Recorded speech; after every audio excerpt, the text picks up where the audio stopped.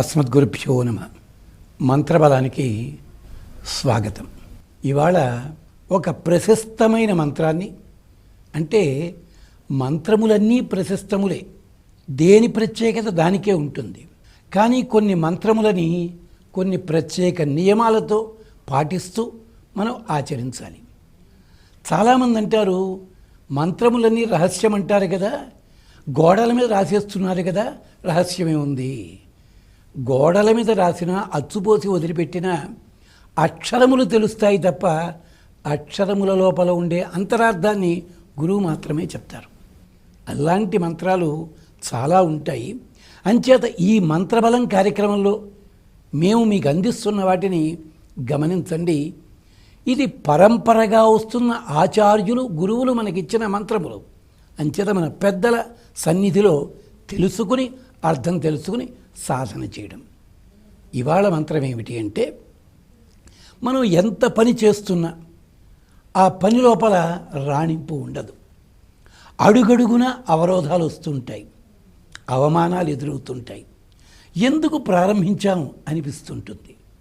మరి అలాంటప్పుడు మనల్ని ఎవరు రక్షించాలి?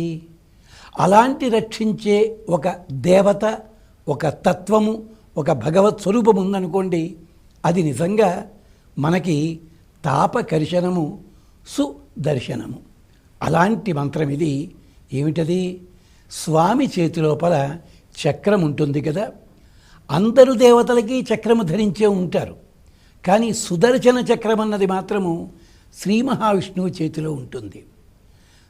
విష్ణువు చేతిలో ఉన్న చక్రమునకు భక్తులను రక్షించడంలో ఆయన కంటే ఎక్కువ తొందరట.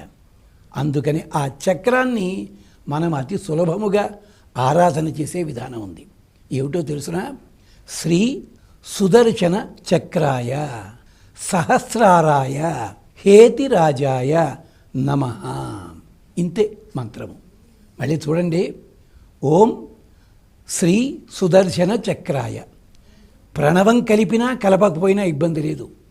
శ్రీ సుదర్శన చక్రాయ సహస్రారాయ, 1000 అంచులు కలిగిన ఓ స్వామి, హేతిరాజాయ, అద్భుతమైన ఆయుధానివి. మాలో ఉండే దోషములు తొలగిస్తావు, మా శత్రువులని తొలగిస్తావు. మా శత్రువులంటే అర్థము మమ్మల్ని శత్రువులుగా భావించేవాళ్ళు, మేము శత్రువులుగా చూచేవాళ్ళు, వాళ్ళందరినీ తొలగిస్తావు. హేతిరాజాయ నమః. ఇది కొంచెము శుచిగా ఉండే చదవడం మంచిది. అంటే ఎక్కడ పడితే ఎక్కడ చదవద్దు. పొద్దున్న స్నానం కాగానే, శిరస్నానమైనా పర్వాలేదు, మామూలుగానే అక్కడ దైవ సన్నిధి లోపల ఒక 21 సార్లు అలాగా ఒక నియమితతోటి చదవడం మంచిది. వీలైనట్టయితే ఆ రోజు ఉదయం కానీ సాయంకాలం కానీ మీకు దగ్గరగా ఉన్న ఆలయానికి ప్రదక్షిణ చేయండి 3 సార్లు. అంతే, అంతకంటే ఎక్కువ చేయాల్సిన అవసరం లేదు.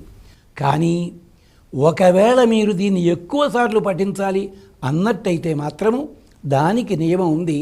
అంటే 108 దాటినట్టయితే నియమం ఏమిటి అంటే, వడపప్పు పానకము నివేదన చెయ్యాలి. గుర్తుంది కదా? ఎక్కువ సార్లు 108 సార్లు దాటి చేసినట్టయితే వడపప్పు పానకము నివేదన చేయడము, లేనట్టయితే చక్కగా 11, 21 ఇలా ఒక నియతి సంఖ్యతోటి చదువుకోండి.